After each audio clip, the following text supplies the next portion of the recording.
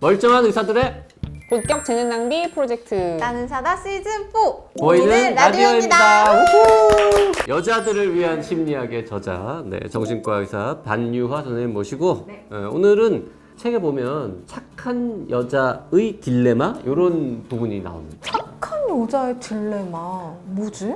그래서 그 부분 착한 여자가 무슨 딜레마가 있다는 건지 그 얘기 좀 들어보려고요. 그 착하다는 말의 어떤 의미를 많은 사람들이 사용하는 게 주로는 좀 타인을 편하게 잘 맞춰준다거나 선의를 베푼다거나 좀 그런 것. 착하다라는 단어가 주는 어떤 뉘앙스가 점점 약간 나빠지고 있는 느낌 아닙니까? 그렇죠. 네. 착하다는 이야기를 많이 듣는 사람이 하는 행위는 겉으로 보았을 때 전적으로 자발적인 행위처럼 보이는 거죠. 그러니까 하기 싫은데 억지로 하는 티가 나면은 저 사람이 착하다고 사실 아무도 안 느끼잖아요. 그 딜레마라는 게 뭐냐면은 불편함을 느끼는데 이것을 어디에 혐의를 돌려야 될지를 모르겠는 거예요. 왜냐하면 자기 자신도 내가 이게 정말 하기 싫지만 기꺼이 하는 것처럼 해야지 라고 한 건 아니거든요. 그러니까 자신도 약간 어떤 정리되지 않은 마음으로 때로는 안쓰러워서 때로는 버림받는 게 두려워서 여러 마음 때문에 이제 해주다 보니까 근데 나중에 점점 뭔가가 버겁고 화는 나는데 이 화가 어디로 가야 될지 모르겠는 마음이 이제 드는 거죠. 그러다 보니까 근데 이것에 그러면 종착역이 어떤 거냐면은 결국에는 이제 자기 자신에 대해서 분노하는 걸로 갈 때가 있는 거죠. 그러니까 이 분노는 뭐냐 하면은 딱히 억지로 나한테 뭘 하라고 하진 않았는데 그걸 내가 하면서 이것이 싫다고 느끼는 나 자신에 대한 분노. 그러니까 그럼 나는 나쁜 아이인 건가? 이런 생각을 하게 되는 거죠. 나한테 이렇게 수용할 수 없는 일을 주는 어떤 부탁을 하는 그 사람에 대해서 비난하는 게 아니라 그걸 기꺼이 해내지 못하는 나에 대해서 분노를 하는 그 차이가 있군요. 그 요구가 부당하다고 느끼는 나에 대한 이제 좀 2차적인 스스로에 대한 비난을 하기도 하고 그리고 또 다른 자기 비난의 형태는 내가 왜 나 스스로한테 내가 왜 이렇게 호구처럼 굴고 있지? 라고 그런 자신의 측면에 대해서도 또 비난을 하게 되는 그래서 사실은 이 착한 여자의 딜레마가 사실 복잡하고 굉장히 좀 꼬여있는 문제라고 좀 할 수가 있죠. 그럼 착한 여자 딜레마라는 거는 뭔가 의학적인 용어인 건가요? 아니면 이제 전혀 사실 착한 아이 콤플렉스, 착한 여자 콤플렉스, 착한 여자 딜레마는 공식적인 의학적 용어는 아니고 사람들이 많이 이제 좀 보편적인 표현으로 사용되던 용어다 보니까 책에서도 좀 이해를 돕기 위해서 이렇게 표현하긴 했지만 사실은 어떤 공식적인 의학 용어라던가 질병이라던가 그렇지는 않습니다. 네. 그럼 다시 정리하면 착한 아이 혹은 착한 여자라는 이야기를 듣고 싶은 마음이 있어서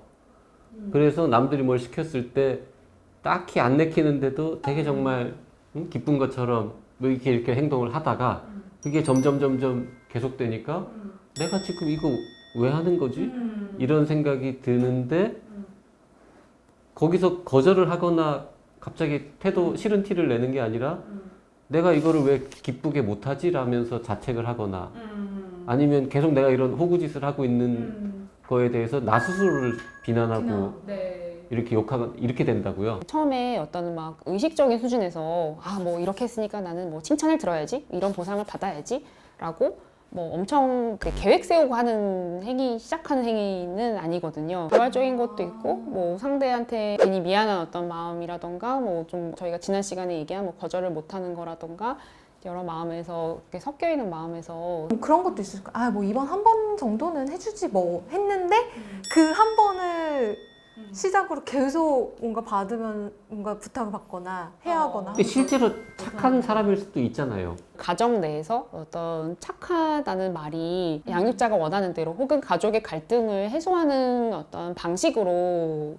착하다는 피드백 이런 행위를 해야만 칭찬을 받는구나 그러니까 이런 행위를 해야만 나는 버림받지 않는구나 그런 형태의 딜레마가 있을 수 있고 착하다랑 관련해서 어떤 고민에 빠지는 경우는 주로는 양육자도 일부러 의도한 건 아니지만 주로 자신이 어떤 원하는 형태라던가 그냥 순응한다거나 아니면 갈등을 줄이는 식으로 계속 이제 사용되어 오고 그런 일이 발생해요. 그러면 통제 수단으로서 착하지라는 이야기를 듣고 그거에 대한 학습이 된 사람이거나 아이라고 하면 말씀하신 착한 아이 콤플렉스나 착한 여자의 딜레마에 빠질 가능성이 좀 높아지는 건가요? 단정 짓는 것은 좀 어렵지만 이제 그런 그런 것들이 상호작용해서 반복적으로 많이 일어날 때는 이제 아무래도 그럴 가능성이 있을 수 있겠죠. 딜레마에 빠진 그 착한 여자들은 그걸 어떻게 해야 됩니까? 사실 제가 생각하는 거는 이 상황을 우리가 문제적으로 다루는 것에 대해서 좀 조심스러운 마음이 이제 있는 것이, 그러니까 스스로 착한 사람 콤플렉스가 있다라고 느끼는 게 이제 2차적인 고통이에요. 그러니까 무슨 말이냐면, 아, 나는 이런 착한 사람 콤플렉스라는 이런 어떤 나쁜 점이 있어. 그러니까 나는 이제 그런 되게 이렇게 이런 걸 잘 못해내는 사람이야 라고 하는 것이, 저는 이 2차적인 자신에 대한 수치심 같은 것들,